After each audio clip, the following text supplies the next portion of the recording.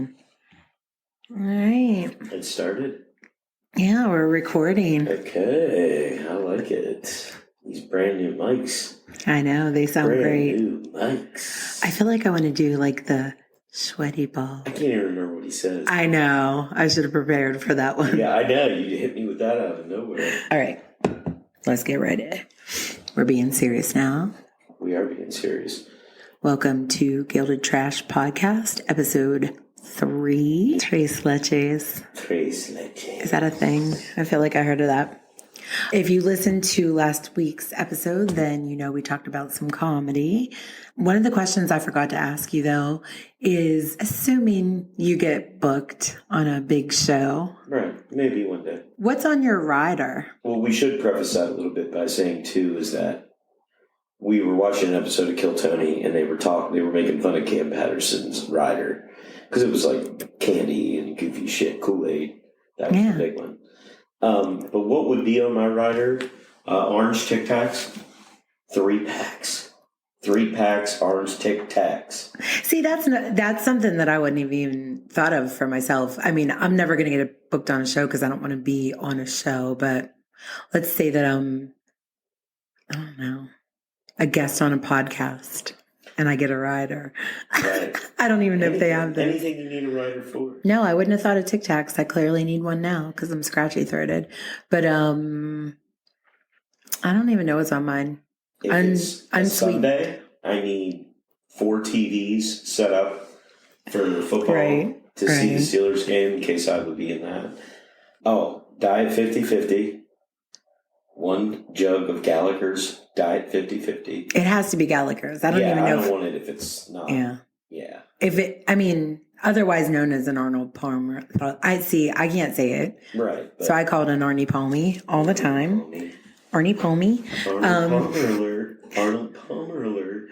But Gallagher's calls it 50/50, which is okay, cool. And they have a diet version, which is really good, but I try to stay away from chemicals as much as humanly possible. My rider would be fresh brewed tea. Home brewed since 1959, right here in Johnstown, Pennsylvania. We're not sponsored by anybody yet. No, but I support him that much. He's practicing. Okay, so what are we talking about this week? Oh, wait. Tic Tacs. That's the only thing on your rider? No, that and 50/50. Tic Tacs, Gallagher's. Grandma Utz barbecue chips. A 2-ounce bag. And there is a huge difference between Grandma Utz and Utz. And if you don't know that and you accidentally show up with the wrong bag to a party. Oh, I'll be pissed.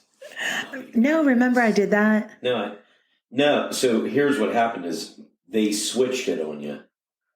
All my life I heard about Aunt Angie because she moved away. Mom is the one to blame because she had it wrong. Fucking Lori. Yeah, she had it wrong. She told me Grandma Utz, but it was just regular Utz or something apparently. You know what I mean? It was some kind of mistake like that. So those are first time meeting Aunt Angie. I don't make snack mistakes. And you're serious about that too. It was my first time meeting Aunt Angie from Chicago, and I brought her the wrong chips. However, what are we talking about this week? The art of true crime. The art, I would like to refer to it as the phenomenon. Yeah, the phenomenon. Yeah. So, true crime's a thing. Let's start off. Everybody listens to true crime. Matter of fact, 57% of Americans consume true crime. So 2 times. And the other 43 are children under the age of... Yeah, I mean, but you take that into account. I mean, is a percentage. I'm just throwing this out there. We'll say 2/3 of adults. Yeah, that's a lot. I mean, I would say that's probably what that number is close to. So 2 times more women than men dream about murdering their husbands. No, listen to or well, I keep saying listen, but it's we're talking. I mean, first off, so did you know there's 24,000 true crime podcasts? I did not know that. 24,000. So, but then I mean, that's why I didn't want to get into the true crime genre, right? Like off the bat, it's saturated. It's saturated. And we'd be really good at it, though. Yeah, I think we would, and I think that, and we have a passion for it. Like a lot of them don't, but so you have 24,000 true crime podcasts. Then you have every streaming service has their own specials that they do on it. Right. You have news magazines like Dateline, 2020 that do nothing but profile true crime. Right. You have the ID channel. You have Oxygen. I mean, there are 24-hour networks that are dedicated to nothing but true. If you want to consume true crime, it's literally probably the most popular genre of damn near anything.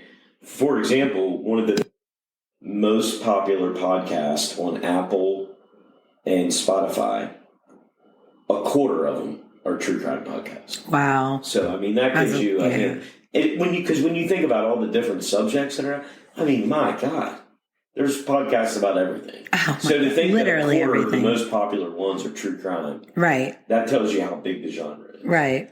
No, I love that you brought up the ID channel, though, because it's such a dichotomy. And it's a little bit embarrassing, but like my favorite time of year, like when the kids were still home, right, was cooking and baking for Thanksgiving and Christmas, listening to the ID channel while I was cooking and baking in the kitchen. I loved it. Like, but it's a weird thing because like. Fair point. Like you said, what we had, true crime is the background noise of our life. Of our life, yes. Because whenever we want some noise in the background, we're cooking, like you said, or cleaning, or what, it could be anything. And you just want something on for background driving, noise. Which we'll get to. Yeah. True crime. Yeah. We're always listening to it. Yeah. We consume as much true crime as we do comedy, and that's a lot. Yeah, I mean, it's probably 50-50 in our lives. One or two game shows sprinkled in, and that's about all we got in us. So here's a little trivia question for you. Where do you think, what was the most popular, so they asked during this survey, they did a really good study, like, it wasn't a government, but it was like Pew Research, or, you know what I mean? It was like a legitimate company that studies stuff. Okay. It wasn't like, it wasn't just like Bob's true crime thing on the internet. What's the one you always tell me about? 508 or something? 538. 538. Well, that's serious. But not. I'm serious about my true crime stats. They should cover that. That would be good. I would love to see the numbers, but. They asked them. Right, neither here nor there. They asked them. They said, where do you consume the majority of your true crime? And they gave them every option. And what do you think the number one answer was? Matter of fact, 62% of the people that listen to true crime, this is their number one source. Where did they get it from? Yeah, it can be a streaming service. It could be a podcast. It could be, where do they consume the majority of their true crime stuff, whether it be shows, podcasts, what platform? Given that Apple's the biggest streaming platform, I'm going to have to say Apple. It's actually Netflix. Whoa, okay. So 62% of the people in the survey said that was the number one source of where they watch or consume the most true crime. Right. After that was YouTube. Right. Which makes sense. What was that one, the Netflix true crime thing that blew up? It was like something a murder. The Making a Murder? Making a Murder, yeah. That was... I mean, it caused a lot of... And honestly, like, I don't want to speak on it because we didn't follow up watching Not at all. I wasn't... following season. So, like, I have no idea where the case is, what's even really going on. And I don't know if it was because I'm a little bit probably behind in technology. Not like... I mean, from like what I catch on to, like what the trends are, right? But when that was out, I feel like it was probably around, it was like a amalgamation of like social media blowing up and Netflix blowing up. So people had the ability to kind of chat in real time about what they were seeing on that podcast. Right. As far as like, it's one of those things that was like one of the first big ones on Netflix. But I'm just thinking, like, I don't know what was going on at that time, like you were just saying, but like, Tiger King was so big because it hit like right at the beginning of COVID. So right. So I was wondering if maybe there was some kind of event tied in there that may have even right. boosted that even more than it already was. Right. Right. Here's a fun one for you. So 3 cities had more Google searches for true crime than the rest. What do you think those top 3 cities were? And I have no idea what the correlation was. And even the study questioned it as far as like, why is it these 3 cities? Because there was no relation between that and the number of like unsolved crimes is what they looked for that. So I kind of feel like Orlando's on the list. They are not. I'll tell you what the top 3 were. Are you ready for this? Atlanta.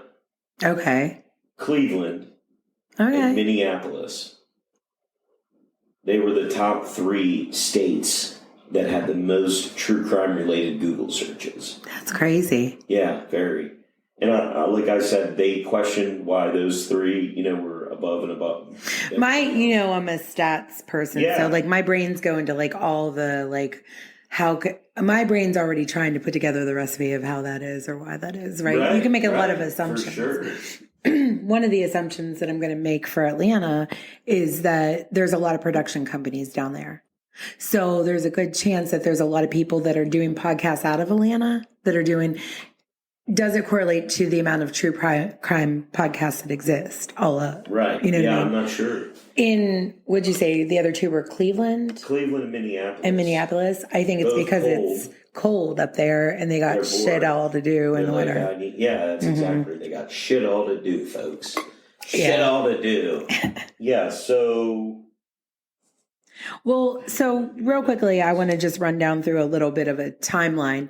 That's what I was going to say. What was your introduction to true crime? So, just overall in history, what I'm getting at. Okay. Like my introduction to true crime, it was fucking Law and Order. Right, that's not even true crime. Right. Like, I don't even know when, because when I was younger, I was more into music and I was really into like, anarchy. I was into it, man. And I didn't get shirt with an A. No, but I wrote it on all my book covers. Cool. Oh yeah, It's cool. Yeah. You little anarchist. I thought it was something evil. Anarchy. Yeah, because it was anarchist. Right. Which looks an awful lot like Christ.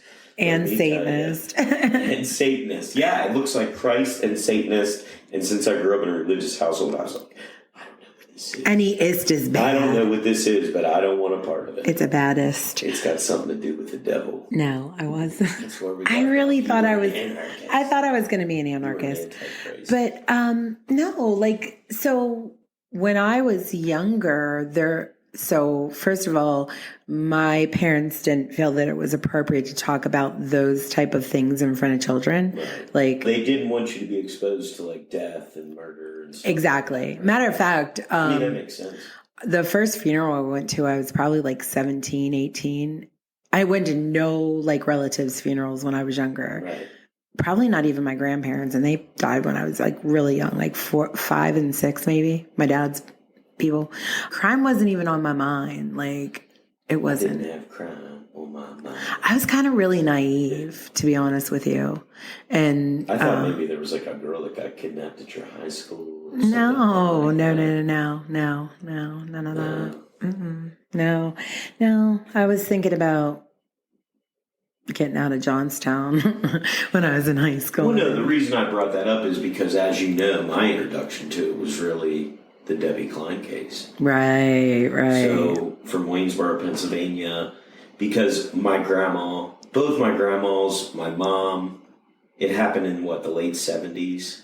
Right, like your mom would have been like, and she was young. My mom was a teenager, and this girl was, I believe she was still a teenager. I think she was like 19 or so. She was working. She was out of school. She was a nurse, right? Yeah, I think she was working like a CNA or something. Yeah, I'm with you. Like a orderly, type of deal. Candy striper? No, was she a candy striper? That was a real thing back then. What is candy striping? Does it involve fruit stripe gum? Because if it does, do they just walk around? That's what they're in charge of. Like, got some fruit stripe here. It'll brighten your day for 4.2 seconds. I don't know where that fruit, I don't know why it was called that, and it's kind of weird.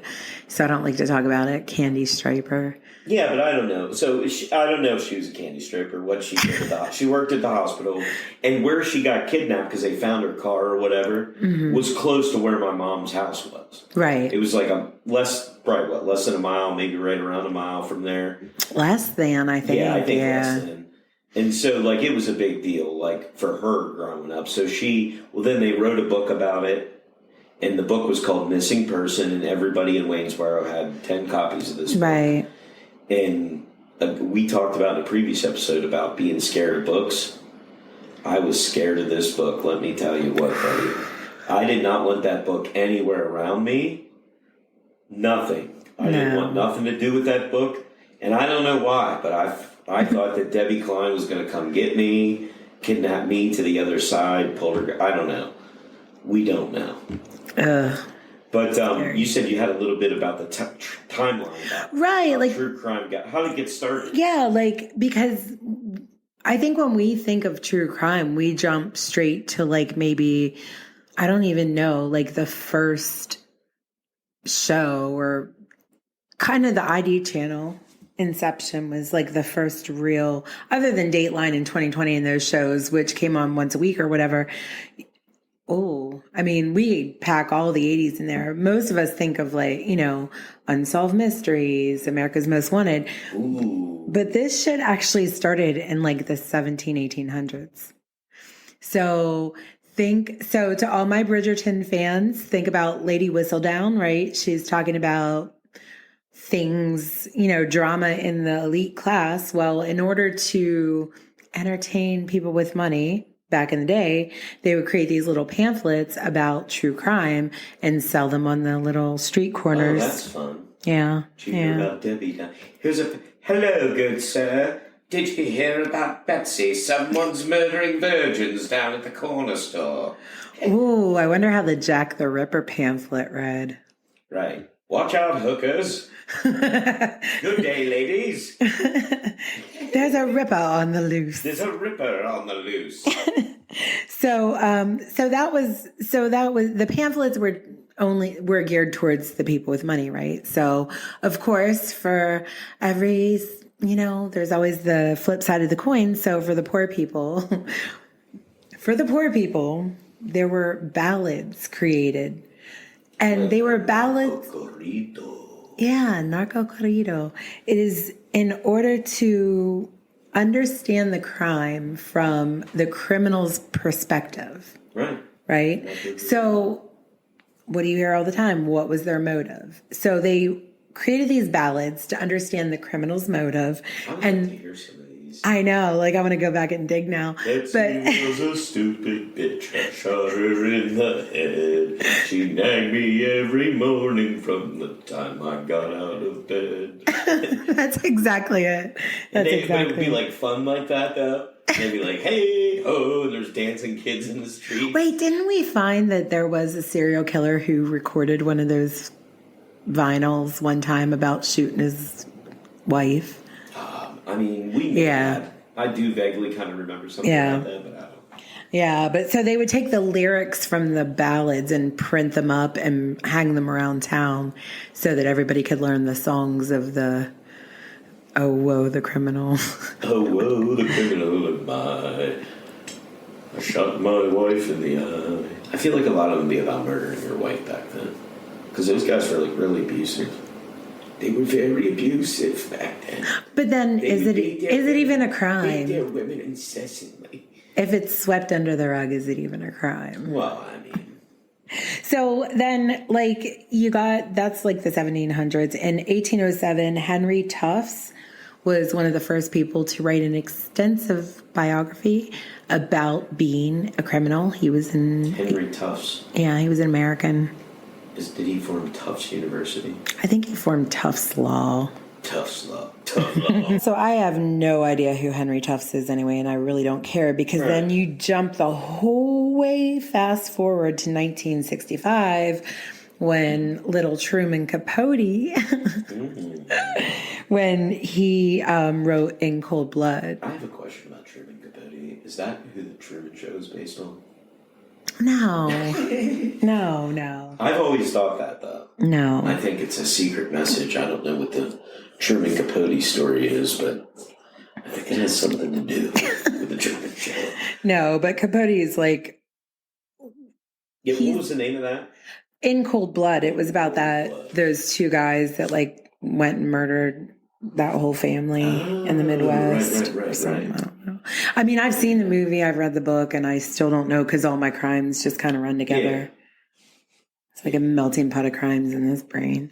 But he's often the one who they give credit to for the modern fascination with true crime because he wrote that book. You know, something you just said there really made me think about something, and that's, so you just said about all the crimes running together. Mm-hmm. What if you're a homicide detective? You're like, oh shit, that wasn't this case. Oh my God. You know what I mean? Like you thought something, you're like, oh, that wasn't this I'm case. so sure that happens too. Like that's your whole life. Right. Like how do you not what do I want to say? How do they not bleed together? Right. I mean, anything that you do repetitively. You're interviewing a witness and you like ask a question, but it's meant for the other case. So you're not even getting anywhere. Like that has to happen, especially when you're fucking tired. So, and then, well, in between the 1800s and old Henry Tuft or Harry Tuft or whatever his name is, and 65 with Truman Capote, there was magazines were popular, right? And they were called True Detective magazines, which I think is awesome because I love when things come full circle and you don't realize it till later, right? So the show True Detective, which we love, like now I feel like they called it that. I could be wrong. I'm making a grand assumption here, but I feel like they called it that because of the old True Detective magazines. I don't know. Yeah, I mean, that would make sense for that. Right. Of which I started watching that again. It's really good. True Detective Season 1 is one of the greatest pieces of television that I've ever witnessed. Matthew McConaughey and Woody Harrelson are riveting in that. If you haven't seen it already. If you've never seen it. It's really good. It's really freaky and creepy and good. Yeah. It's good. But I think I like the latest version with Jodie Foster the best. That was probably my favoritist. Interesting. I think it was. Yeah, the other two seasons aren't even in contention, though. No, I don't even remember who was in it, to be honest with you. I was actually, who was in the second one? And I was really excited. Vaughn, Colin Farrell. Oh, yeah, that's right. Oh, speaking of Vince Vaughn, that show we're watching right now is really effing good on it. Bad Monkey, yeah, that's good. That as well. Yeah. That's our TV recommendations for the week, folks. But anywho, so back to what we were talking about. So then you fast forward to the rise of television. And we mentioned it earlier. You've got your Unsolved Mysteries, America's Most Wanted and all that. And then all of a sudden you've got streaming and then podcasts come along. And then Here we are in this crazy world. I mean, you can literally get your crime anywhere. So fast forward to podcasts, right? And I think I heard about podcasts. I thought it sounded like a cool concept, but I thought it was a bunch of nerds just sitting around talking about tech shit.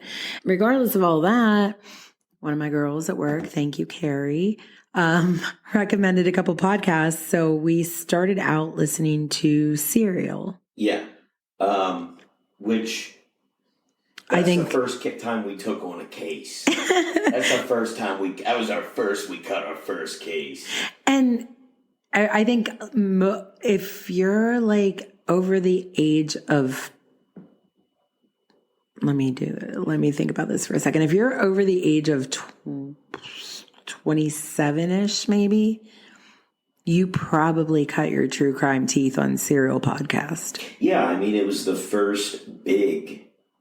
It like blew up. Yeah, it blew up. Probably to this day the most of all time. the biggest true crime podcasts Right. of all time. Well, and at the time we were still working in Frederick, Maryland. And so we're just like weird groupies about states and cities and stuff. So the fact that Baltimore is so close to Frederick Right. and Well, we could, it allowed it was us as to, accessible. That's what I want to say. well, I think that also kind of started it wasn't the first murder tourism thing, but the roots were there. Yeah, the roots were there because we were like, oh, we could go check this out. So what I meant there when I'm talking about murder tourism is we like to, when we visit a place, we like to murder somebody in an estate. You just solved a crime. No. We like to find a case that we're interested in that took place where we're going. Right. And I think the first case that we really worked, though, Counterclock, seasons 1 and 2 in the Outer Banks, because we vacationed there. So we drove all the spots. Yes. We were able to map it out. Plus, there's not a lot of roads in the Outer Banks. Right. There's like a main highway, and then there's lots of little streets and stuff, but like it's very navigable. Yeah. In terms of like, you're not just in a town that could go anywhere. It's the boundaries are defined. Right. And so the landmarks are really easy to find. That's first exactly of all. right. It's very easy. You're like, they're like, it's right across from Ted's Diner, and all you got to do is find it, and you look, there's the apartment building. Right. Matter of fact, so much so that in that case, we discovered some things that, like, when they say things in podcasts, you don't always understand it fully. Like when they say it's close to the police station. Right. That girl's house was close to the police station. When they say that, they didn't say it's like almost touching it. Like after the, like their buildings are almost touching each other. Right. Like. Right. No, you're right. I love it. You don't get that unless you go see it. Right, because especially if you've never been there, right? Because perspective is everything. So if you don't have the perspective of the way that the town's laid out. Now, we had been to the Outer Banks before, so we kind of knew how it was laid out, but still, in the moment, you're just glossing over the information to get a slight visual to get you through the story. But when you like deep dive it and you're like looking at a map and you're like, oh, that's right here. And then like, it took her 19 minutes to get from here to here. Yeah. This far. Like, what happened? Yeah. It gives you that kind of insight that you can't necessarily discern from just listening to somebody tell a story. So if you ever get a chance to do some murder tourism.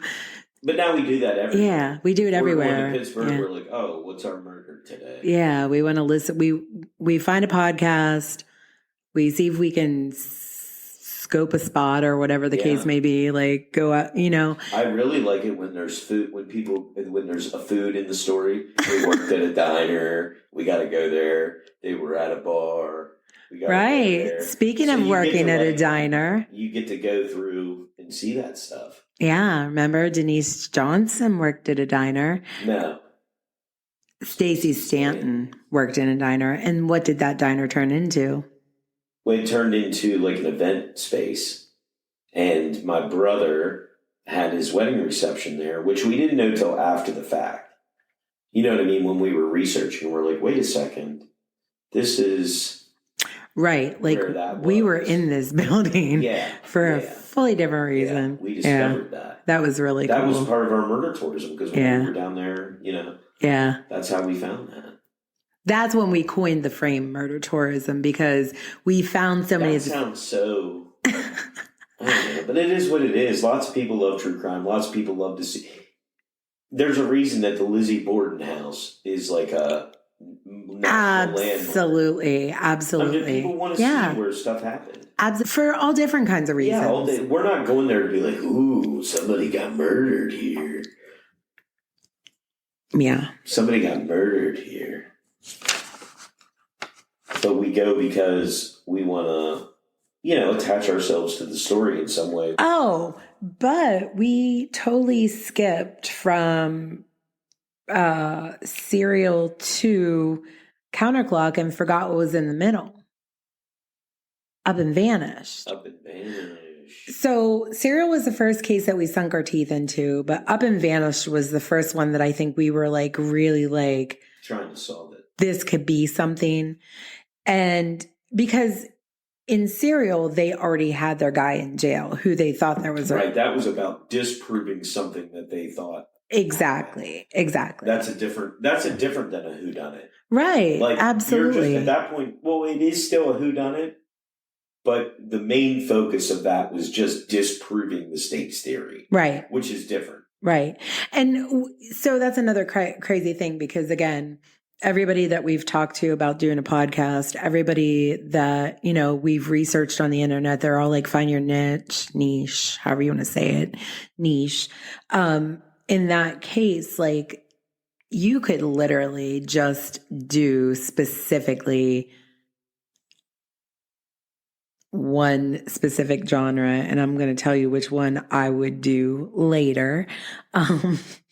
But the reason why I want to bring up and Vanished, everybody knows everybody who listens to true crime knows Up and Vanished because it's one of the top ones, right? Right, of all time. And part of that is because of how well produced it is, obviously. That's a big key. Right. And I think that's a good time to maybe say here, like... We need a producer. No. Half the battle with a good true crime podcast, there's a million stories, there's a million ways to tell them, but so much of it comes down to just the production value, the narrator's voice. The narrator's voice is key for me. And story cohesion, like how well they've mapped it out. Right. And that comes down to production, but... Right. So it's production and podcast host voice. Because if you got a crappy voice that you don't want to listen to, you tune in, you're like, I am not listening to this guy for 6 episodes. Right. And you know me, I'm impartial to... What do I like women better? So it's weird because you are a total sexist when it comes to music and comedy. And podcasting. But in a different direction. Yeah. So for music and comedy, you prefer men. You think your favorites are men. Right. By far. But not that I dislike women comedians or musicians. Dislike. I just tend to not like as high of ratio of them as I do men. However, when it comes to listening to a podcast, you love the female voice more. Correct. And shout out Delia D'Amber. Exactly. Yeah, she's my favorite voice. Yeah, definitely. Delia is my favorite podcast voice. Just the way she talks, all that. Well, Counterclock, this is also a good time for this. Counterclock is seasons 1 and 2 are probably my favorite podcast of all time. Yeah. Like a true crime podcast. Agree. My favorite story, my favorite voice, my favorite, because the way she puts the stories together is really good too. And those stories are so good, it's like one cliffhanger. Although Doug Wag Jr. was a pretty good story. Doug Wag Jr. was pretty good. That's the latest season. Pretty good. But it did for me, it got a little bit lost in the middle. Yeah. But yeah.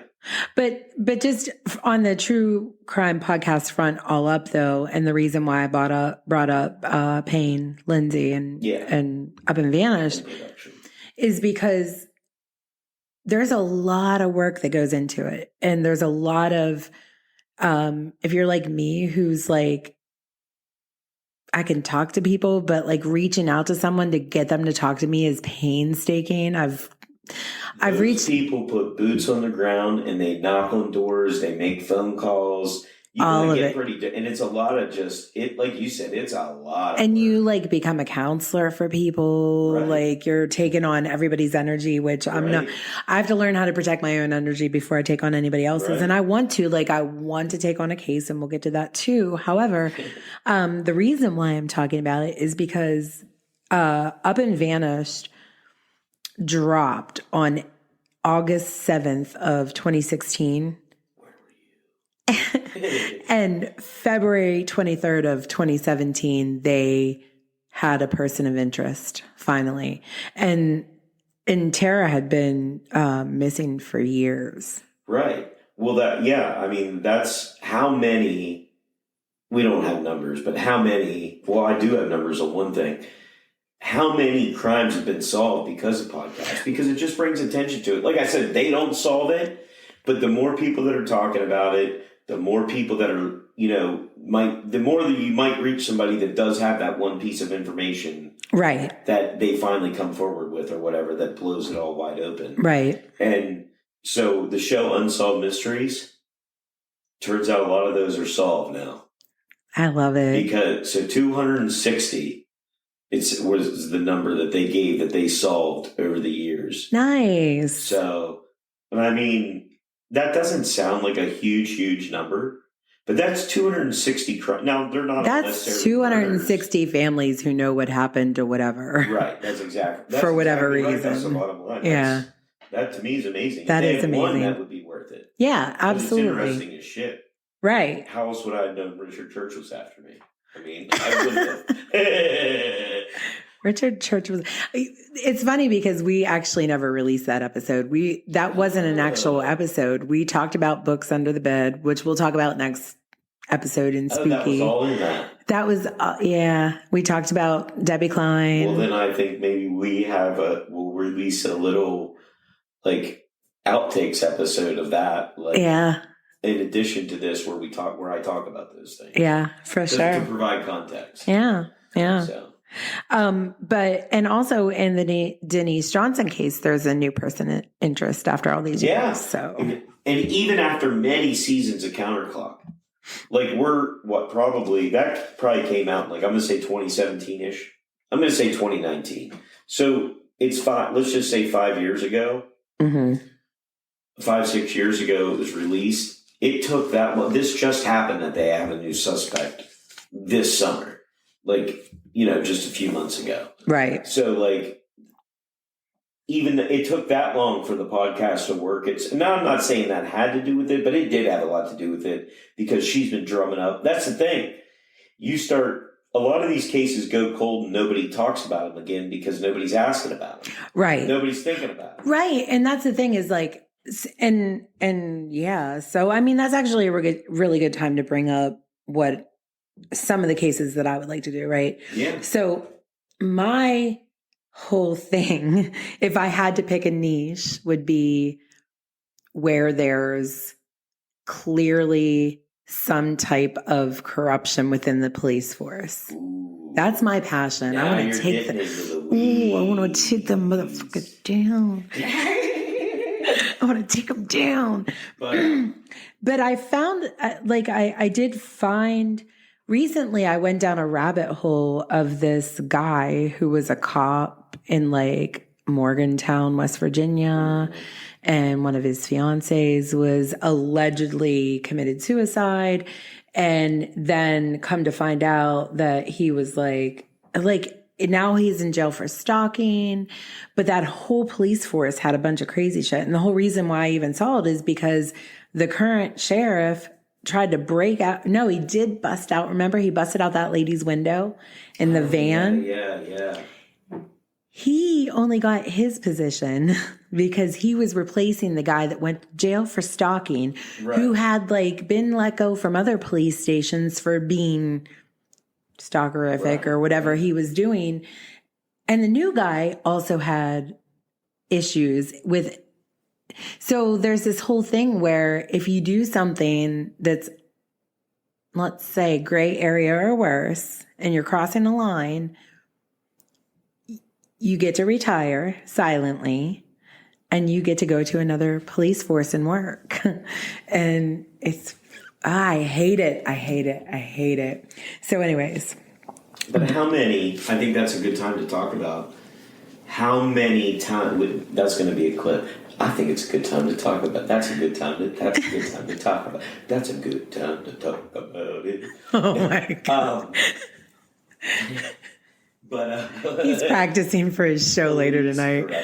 Open mic later. I don't do that on stage. Maybe I should.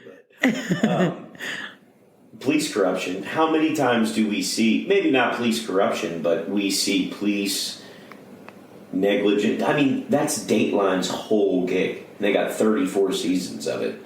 The police messed up the crime, right? Or messed up the investigation. The investigation, right? Through either focusing on the wrong person and too much time went by, they didn't get the evidence they should have collected, or deliberate cover-up, because sometimes it's deliberate cover-up just in the sense of they fucked up at first and then they just don't want to cover up that they didn't do a good investigation. Right. So it gets all out of line.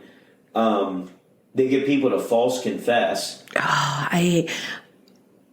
Listen, it's y'all. Unbelievable. This is why I had to stop watching some of this shit, because my stomach just turns when I see it. Like, it just turns. It makes me so angry. Like that one we watched, and the prosecutors too. Because they get, that's a lot of it too, is these prosecutors have so much power in these towns that they're able to just keep pushing. Like, what was that one there was one that we were watching where they came up with all the evidence in the world that this guy didn't do it. Right. And they still insisted it was the one in South Carolina, your friend, Barbie.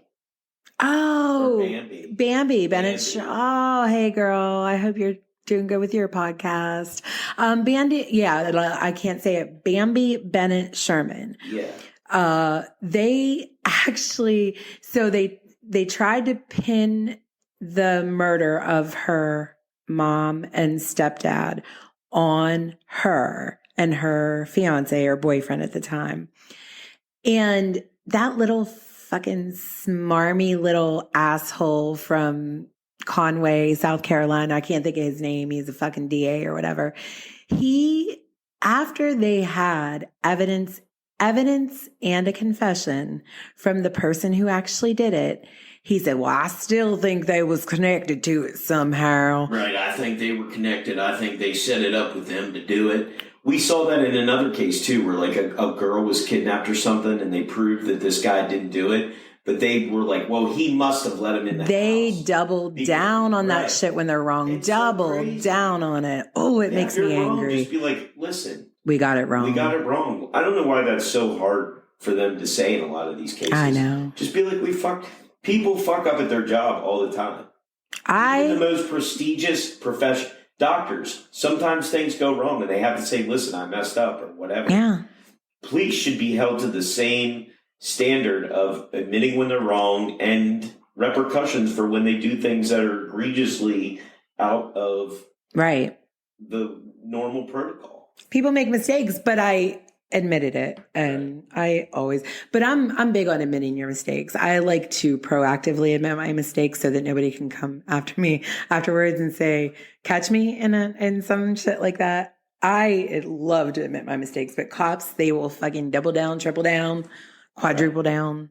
They'll plant evidence to double down because... in the case that you were just... Yeah, so Bambi... but before that, you brought it up because you were talking about the police corruption. Oh, the police corruption in the case of that video that I saw on TikTok, but then also in... So we don't know if it's police corruption yet. So right, we're using police corruption loosely. We just mean police. but the good old boy system, which I talk about all the time and hate. So one of the cases, which anybody who is on Facebook or TikTok or whatever at all right now will be familiar with Justice for Micah, which I have to say very slowly like that because otherwise it sounds like a construction company. Justice for Micah. Justice for Micah. Let us handle all your home remodeling needs.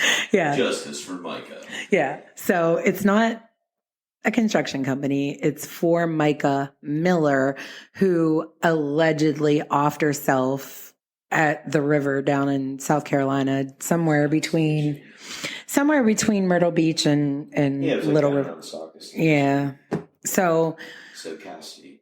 But again, so in this instance, it's a mega church involved in the alleged corruption. But there's been enough people down there protesting that, if it looks like a duck and walks like a duck and gets on social media and acts like a cuck, it's probably a JP Miller.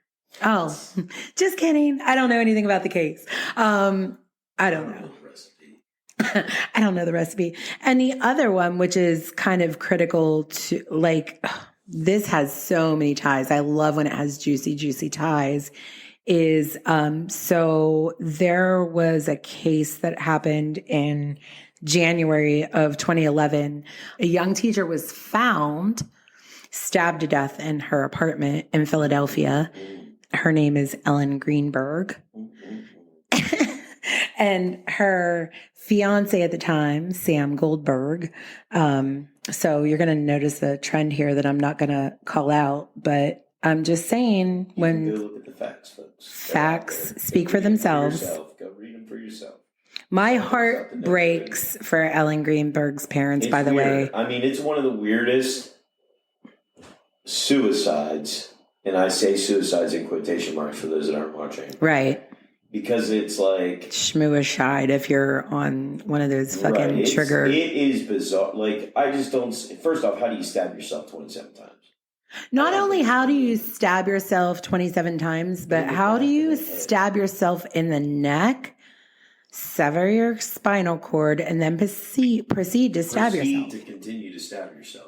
I'm not buying it. You're the beast. You're like Michael Myers in Halloween or something if you're doing that. I'm not buying it. So it was ruled a suicide by the medical examiner and the police. And so obviously once that happened, there was... They never considered it a crime scene. Never, not once, which pisses me off because nothing... Now you lost your evidence that we were just... It's all gone. That's not necessarily police corruption. That's police negligence. And now Sam Goldberg is living as a producer in New York, and I'm not saying he did it, but... We don't know. It could be any number of things. I'm not saying he did it, but if it walks like a duck and talks like a duck... So... But here's why this one's jumping off the page to me. Well, so first of all, thank God, her parent, or Yahweh, I guess in this case, her parents were able to get the Pennsylvania Supreme Court to they're going to take a look at it. They're going to take a look at it to switch it from murder or suicide to murder, which they should fucking do. But I don't know what they're going to do because this case sat on Josh Shapiro's desk for 4 years. When he was the attorney general for Pennsylvania. And so then I'm not sure who uncovered it. Kudos to you, podcaster. So whenever Kamala Harris was considering Shapiro to be her running mate, he recused himself from this case. And it was one of the things that because of his connection to this case, this was probably one of the things that they just were like, I think we're going to go with this white guy. Yeah, which I'm kind of frustrated because I voted for him and now I don't trust him one bit because even if he does not know Sam Goldberg's family, even if he doesn't know, what reason would he have to let that lay on his desk for 4 years and not touch it, pass it off, give it to anybody? And maybe he has a reason. Right. Why? But I thought you were telling me to tone down my anger, Josh fucking Shapiro. Hell, I don't care. Oh, I'm so mad. Like, why do you hold on to a case for 4 years? Like, what good does that do anybody? How much, like, what else is going on in Philadelphia other than petty crime that you couldn't just look at this? I don't know. I don't follow Philadelphia. We've been to Philly several times, and I actually like it. It's pretty fucking cool there. Good city. Great food. Great food. So,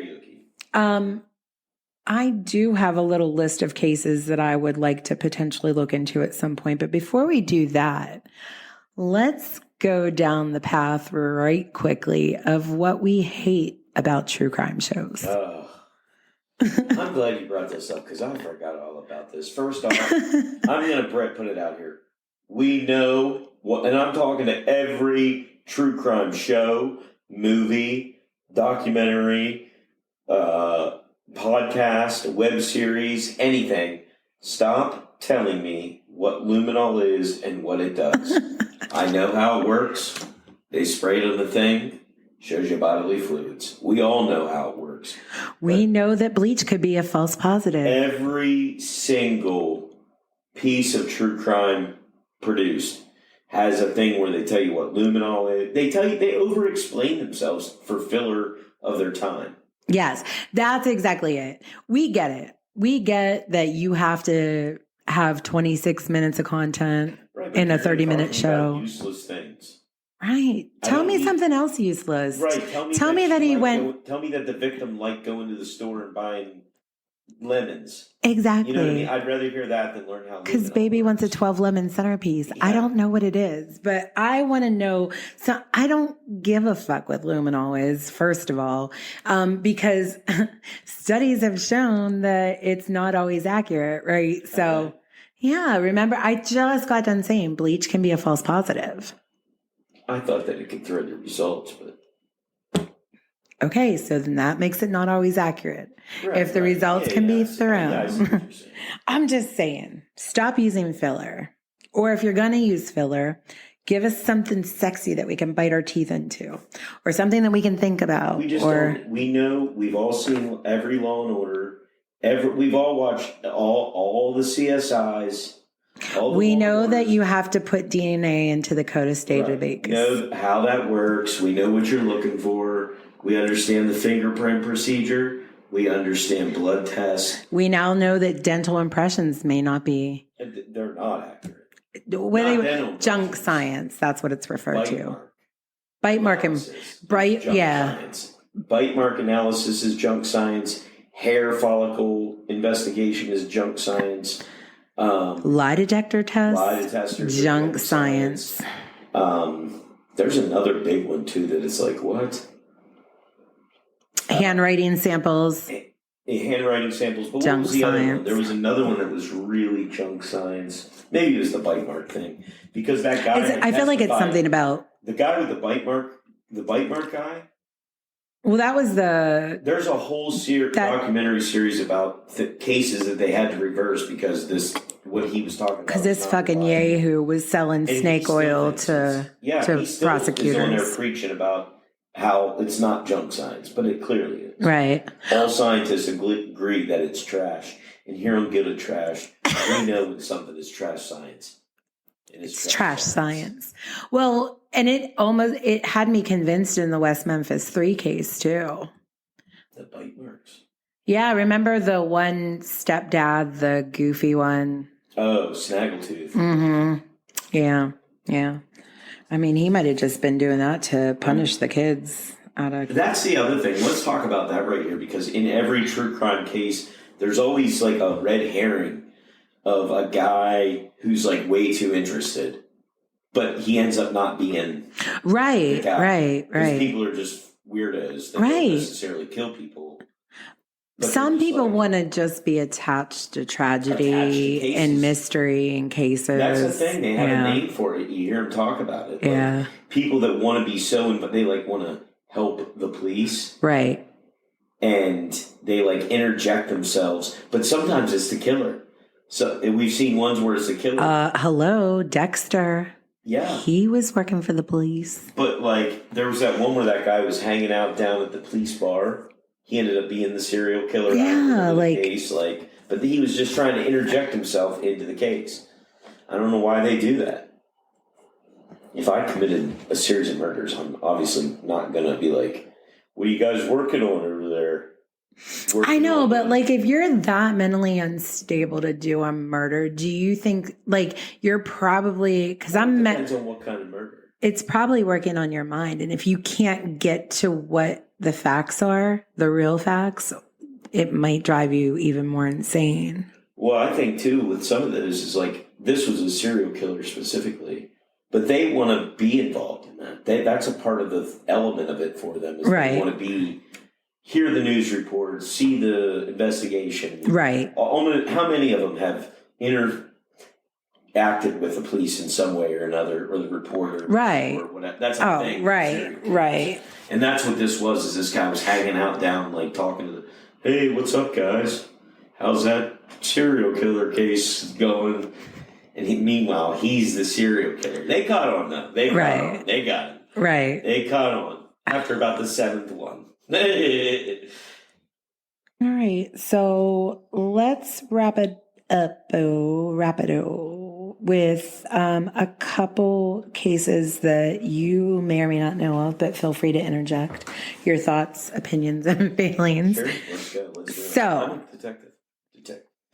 These cases are keeping me up late at night with this heartburn, and I can't even take it, all these bodies. Oh, my Lanta. What was that? Oh, you were just making... I thought that you were impersonating an actual guy on, like, No, I was just ID channel or something. An angry, disgruntled detective. Who for some reason We can talk about that real quick, though. What?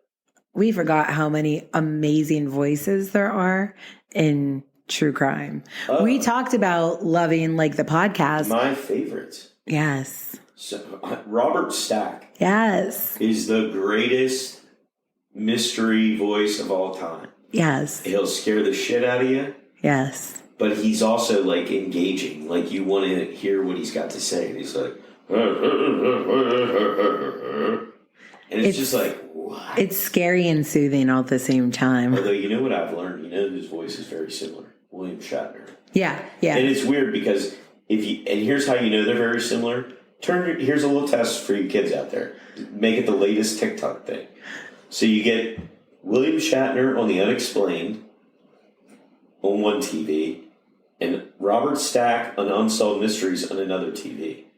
If you turn both of them down to like a low volume level to where you can't necessarily like just out of reach to like where you fully know who it is, just one notch below that, you cannot tell them apart.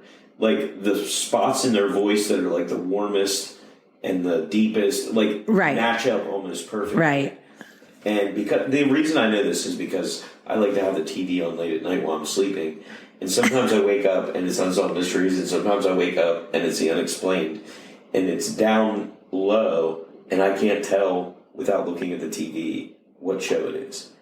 As long as it's not Jerry Seinfeld's motherfucking voice for me, I'm fine. I've also had Robert Stack be involved in nightmares, though.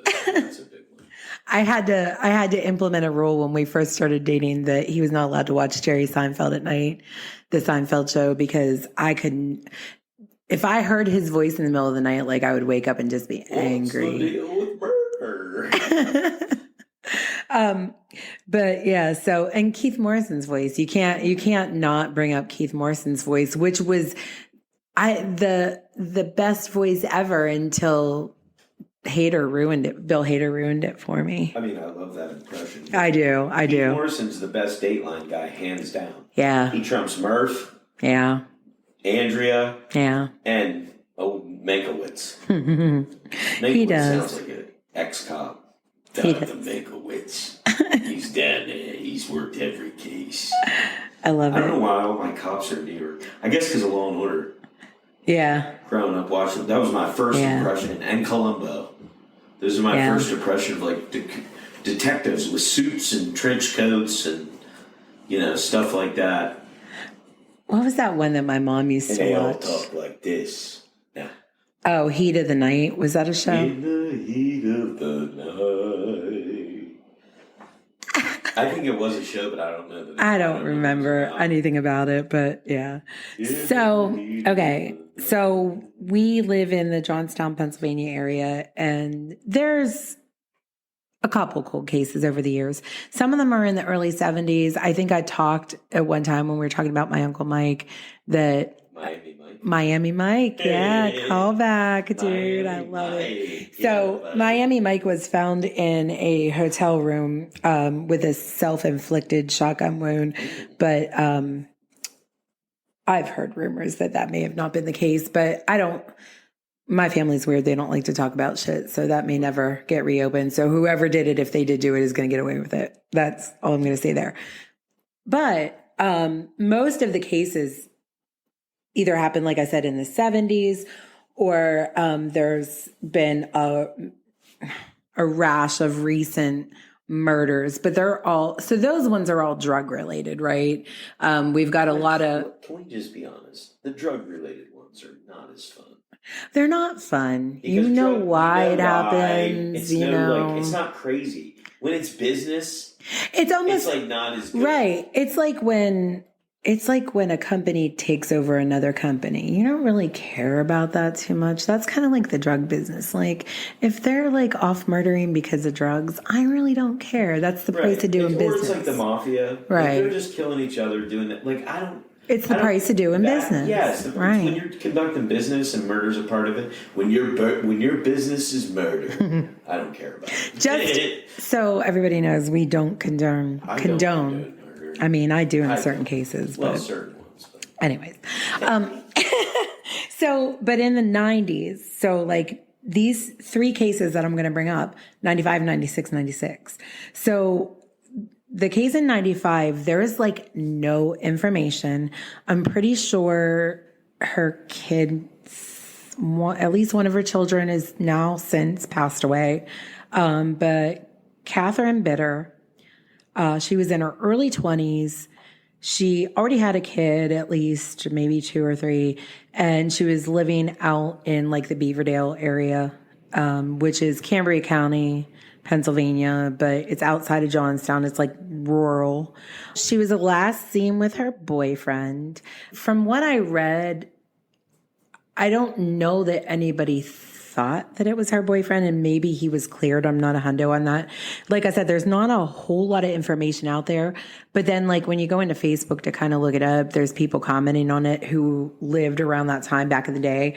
And one of the things that jumped off the page to me was that she was fed to the pigs at one of the farms out there. Ooh. Yeah. So, I mean, Eat anything. I don't know if that, like that was just literally a rumor that was going around about what happened to her because she's never been found. So it seems to be like when it's unsolved, people make up. You can only take a lot of that stuff that unsolved because it's like the telephone game. It's like these aren't people connected. Right. They just heard this from somebody who heard it from this person. Right. And we know that people are full of shit. And one of the other rumors that I read was that there was like an underground wine cellar out there somewhere that a farmer owned the land. So if anybody knows more about that and wants to deep dive it, hit me up. It's Alana@gildedtrash.com. But in the meantime, there's relatively no information on that one, so I can't do anything about it. The next one that jumps off the page to me, 1996, it was January, 27-year-old Deanna Horner was found with 27 blows to her head, which I find odd. Can I ask one question here? Yes. Just right off the top. Yes. Is her family, is she a descendant of the people who named Hornerstown? Hornerstown? Well, so her husband, I think his name is Ed Horner. I don't even know so she wouldn't be, that wasn't her main name, that was her. Right. Okay, so I'm with you. that was her husband's name. Right. Okay. I think I wrote it down somewhere. Maybe I didn't. That takes away my theory. But so her husband, so here's the thing, is this girl was 27 in Johnstown, Pennsylvania in 1995. Okay. And I'm not saying that there weren't business people in their 20s in the 90s. I mean, I graduated in 1993, right? So she's 27. I don't know what her maiden name is, so maybe that plays into it. But what I don't know is why these young 20-somethings had money, her and her husband. Now, he had some money in real estate.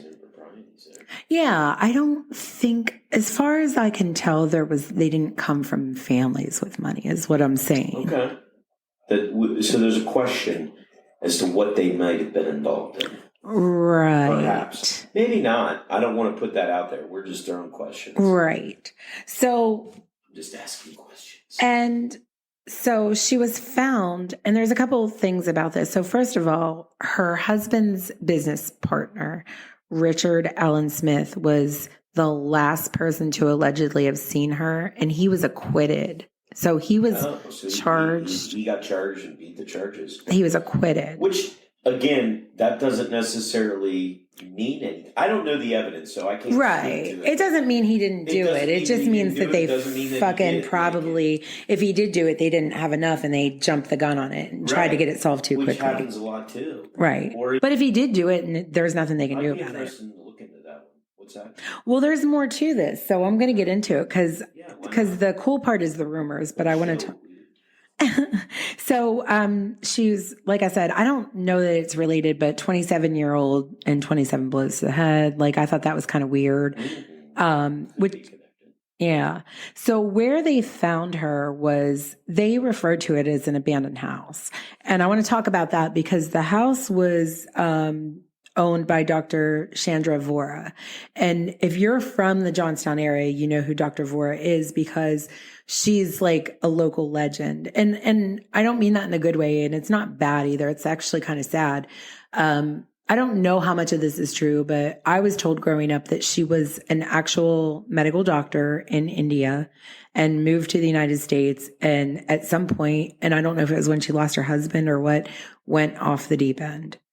So she became the bag lady and she pushed a cart. And I don't know, she might even still be around. I don't know if she's still alive, but she would push a cart through town and collect cans and whatever. Go ahead. I was going to say she was looking for gilded trash. Yes, she was. But I don't know if she had the wherewithal to think about it. I don't know. Like a lot of people. She went from doctor to bag lady. That's the point. Right. And a lot of people say that, she was crazy. A lot of people said that she wasn't crazy, that it was a life choice. I don't know. That's crazy though, because I could certainly see, this is such a weird thing, but every town obviously has a person that pushes a shopping counter. Like every small town, I should say, sure, has a couple of homeless people that are known to the locals. Right, people know who they are. In cities, they're transients, and they you don't. Right, but when it's local homeless, local homeless, people know who they are. It's like a stray dog; they get fed. That's Betty the bad guy. Yeah, Johnny the can man. Yeah. And they have Bubbles. They have a thing that they do. And everybody, there's always like an air of mystery. Yeah. Backstory. Yeah. They're almost like a superhero. Right. That's exactly it. And there's where did they live before? What did they do? Right. How did they get here? Right. How did they become the Caped Avenger? So Deanna was found in Dr. Vora's house, which they have listed as abandoned. And again, I don't know if it was technically abandoned because I think that it was just, she would come and go as she pleased and didn't really have an attachment to personal things like that. But she knew it was her house. I don't know if it was taken, to my knowledge, it wasn't up for tax sale or anything like that. So that's where Deanna was found in Dr. Vora's house, which they had listed as abandoned. So I don't know how, what the backstory on that is.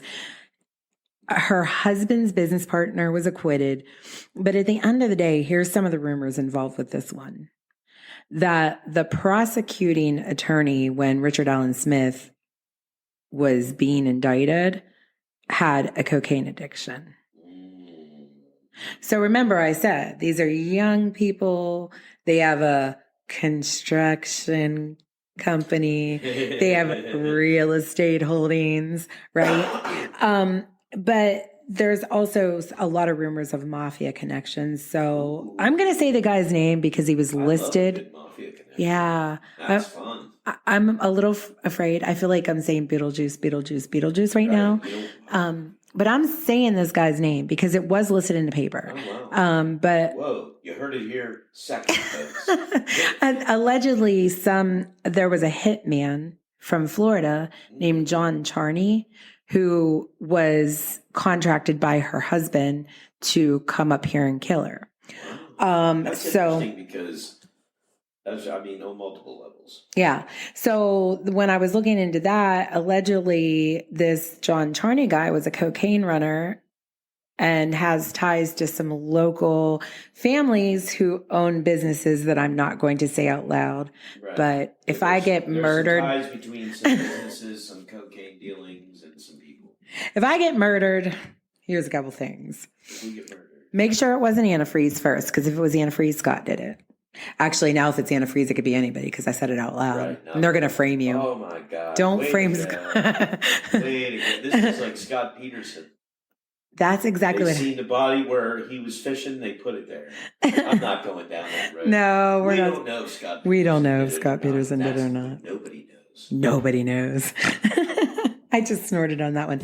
Okay, so those were the rumors around that one. And allegedly, this guy was running a plane, flying a plane back and forth to Florida, bringing back cocaine back and forth. This sounds good, man. I know there's a lot of all the juicy. elements, It has the all the elements, and every single one of them could be a red herring, and it could have just been Richard Allen Smith. Right, that's the thing about so many of these is like there's all this stuff going on, but just because you see things, that's what you have to remember. Just because there's smoke does mean there's fire. That's and exactly sometimes that's right. true. If there is smoke, sometimes there is fire. But like, especially in some of these cases, the clues and stuff are so convoluted. And like you said, red herrings, they have you going on wild goose chases. Right. Because you're spending so much time running down this lead and then it turns out to be nothing. Right. And this sounds like one of them cases. It sounds like something juicy that somebody could sink their teeth into if they're so inclined to do a podcast that's cold case or unsolved or whatever. I'm not saying I'm going to be that person. There's a couple that are probably nearer and dear to my heart that I would like to go down, but for fear of being murdered by local drug dealers, I'm not going to. Robert T. Williams, rest in peace. But the case that really, really, really pulls at my heartstrings for a lot of reason, and it touches on all that. It touches on local corruption. It touches on, rumors. It touches on all kinds of things, is Beth Ann Bodenschatz or Bodenschatz. I'm sorry, guys. It's one of the two. But so she was 36 years old when she was murdered in January of 1996. She was a nurse. So Beth Ann was a nurse at Lee Hospital at the time. It's no longer, there's a Lee campus still down there, but I don't think it's functional as Lee Hospital. It probably has a new name at this point. I don't know.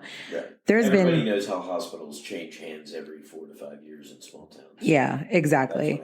So at the time it was Lee Hospital and they were looking to merge or be acquired. I think they were. So, no, I don't know what happened. I wasn't there, but so Beth Ann lived up in the Summer Hill / New Germany area of Cambria County, which is a nice little quiet. What's that? It sounds very nice. I think it sounds nicer than it probably really is. So what's that one town that one guy, that guy that was in the movies? Yeah, Charles fucking Bronson. Yeah. He's from Ehrenfeld. Ehrenfeld. So which is right there. It's all the same. Yeah, so Ehrenfeld, New Germany, Summer Hill, it's all the They're same. On different sides of creeks and rivers and stuff. Exactly. That's all tiny little coal mining towns in Cambria County, Pennsylvania. But Charles fucking Bronson. So Beth Ann had 4 kids at the time, 11, 9, 8, and I think 4. So the youngest one was at home with her that day, and I think it was a Friday morning. The 11, 9, and 8-year-olds were at school, and they came home from school. Their dad was still at work, and they found their mom with a gunshot wound to the back of her head. The 4-year-old I can't remember if the baby was 2 or 4, but the child was unharmed. Her ring was missing, which was a 2-carat worth roughly $2,500. So robbery might have been she was in her home? Yeah, she was in her home. Her husband was at work. The kids were at school, but she was also a nurse. So we're talking daytime, though. We're talking daytime, early Friday. And the thing of it is, when you're a nurse, and I could be wrong, maybe she worked the same Monday through Friday schedule, but I've worked in hospitals. Yeah, she probably rotated. Right. So you'd have to, you would have to know somewhat of her comings and goings. You wouldn't necessarily have to write a book. Right, exactly. You would have to pay a little bit of attention. So it Now, was did her husband work during the day though? right, He worked right, set 100%. schedule Yeah, during the and day. I'm 99.9% positive that they were able to clear him, and I don't think Like, pretty anybody's. quickly, I don't think right. anybody's ever thought that he was a suspect at all. Right. I mean, some people they're able to rule out quick. Like you said, if 8 people saw him at work, it's a done deal. Right. There's no more to it. Right. So the 3 older kids came home and found their mom, and it was a .40 caliber Glock that was never recovered. A 40 cal, you said. Yeah. Yeah. And so nobody was ever charged. Like, they don't want to charge anyone because they want to have the evidence. There's the rumor behind this one, the juicy tidbit, and I've heard it over the years from multiple people. This has been the rumor since day one. As a matter of fact, I went to a business college, and one of my professors there was actually friends with Bethann, and I think even she had mentioned this, and I won't say her name because I don't want her to get in trouble. Yeah. But Yeah, so apparently Bethann was set to testify in court against either a doctor at the hospital or in a insurance case or for something that would, and at the same time Lee Hospital was being acquired or merging or whatever the case may be, which would have looked bad from a business perspective. Right. I mean, I guess it depends on what it is. So I think if there were any cases that I were going to deep dive, it would definitely be that one because start working on it. well, a lot of the players are still in the game. That's what I'm saying. If it was, I mean, the hospital thing could be a red herring, but there's some of the players are still around. I mean, somewhere red herrings got a bad rap. And she's got 4 children that deserve to know what and why, right? Right. I'm with you. That sounds like a good case. So angry. Very so nice. angry. So anyways, that wraps up my diatribe on all the things bad in crime that happens. But yet I still listen to the story of crime, kids. Right. I don't ever I don't have my heart on solving a case or anything like that. I mean, tell me you don't want to dig your teeth into that juicy little thing there. I do, but we talked about this in the last episode when we were setting it up. Like, what are we going to do next week? We set it up and we talked about how much work it is to do a true crime. We were just talking about it. That little tidbit on Bethann. That is bits and pieces that I've written down over the years of going down Facebook rabbit holes and looking up names and stuff like that. Like, obviously, I'm not going to say who, where I saw what. You have to have a team, but or yeah, it's you become Patton Oswalt's wife, right? And I'm very conducive to both pills and suicide, so I don't think I want to go down that rabbit hole. I don't want to get into that. No, she didn't commit. I don't think she committed suicide. No, she overdosed. Yeah. But I mean, that's the thing. So many pills to stay up, pills to go to sleep. Right. Because she became so obsessed with the Golden State Killer case. She was writing a book. Right. And she became so involved in it that it.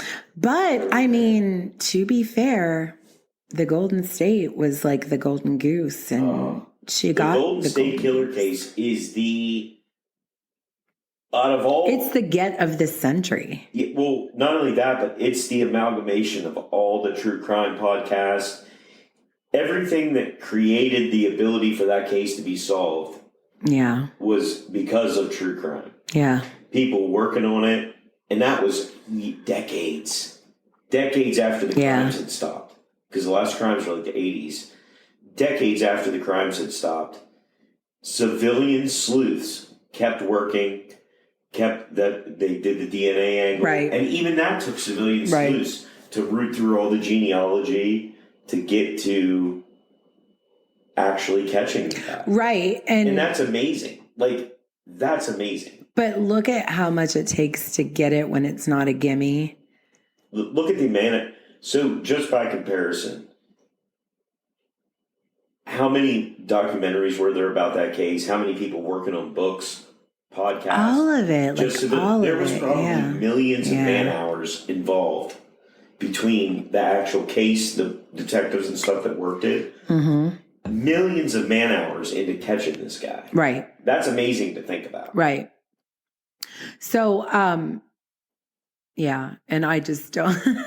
Right. And we don't have millions of man hours or a production Right. team or any of that. we're both very skilled researchers. We could do it, but we've got other things going on right now is the point. And if we had nothing else going on and we Right. both have full-time jobs and you have a part-time job. So if What none I'm of saying is that, researching cases is tough. We need Yeah. a crack squad team. Is that what you said? Like a crack squad, a crack team. a crack team, What, yeah. Where did they come up with that anyway? You know, I guess. I don't know. Selling crack, I don't know. No, it's been around since the But 18th. why didn't crack dealers use that? They're like, we got a crack team specialist out here on the corner today, boy. But no, but so what I'm saying is, if you're a super skilled researcher and you have a technical skills, production skills, and you want to join together and form a super team, we could spend a little bit of time working on some cases. Right, exactly. Like we have the resources to do it. We just don't have the time. A set amount of time. Exactly. But we wouldn't be able to. It wouldn't be able to be our life. Right. For sure. So for what sure. I'm saying is, if you're already working on something as well, you know, Because I want my husband to continue his comedy adventures. I would love to And be introduced like that. Though they'd be like, he's out here solving murders and telling jokes, folks. what are we talking about next week? Next you gave me the willies. No, Are you so excited? I'm so excited. We're talking paranormal. It's October, babies. We're talking the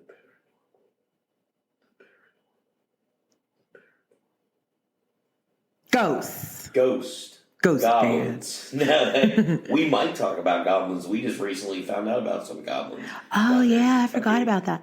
Goblins God. are on the table. I could do 1,000,000 hours of this next discussion that we're going to do next week. We could talk 25 hours because we both come from families who had a long history of loving paranormals. Yeah, for sure. So it's like oh, we'll God. definitely be able- we grew up with it. We might have to split it into decades. It might be 2 episodes. It might be two episodes. I mean, what better to lead into Halloween season than 2 episodes of talking about everything? Part 2. Yeah. You kidding me? Yes. You kidding me Yes. right now? Yes. I do want to get into it, but we won't. But we used to take the kids ghost hunting, and that was fun. Goodness. We've been ghost hunting since before there was ghost hunters. Yeah. Long before there was ever ghost hunters. Yes. And my grandma was ghost hunting back before there was even. They didn't even use the word ghost. Said Stop spirit. it. Spirit. I love it. All right. So we won't go down that rabbit hole, but in closing, do you have any parting words for our friends and family today? Words from Our trash can fam. a great detective who once lived named P.J. Longtooth Hollingsworth. Or it might have been Inspector Gadget, I'm not sure. But they said that one man's trash is another man's clue to solving a murder. Always remember that. Oh my God. Until next time, folks. Peace.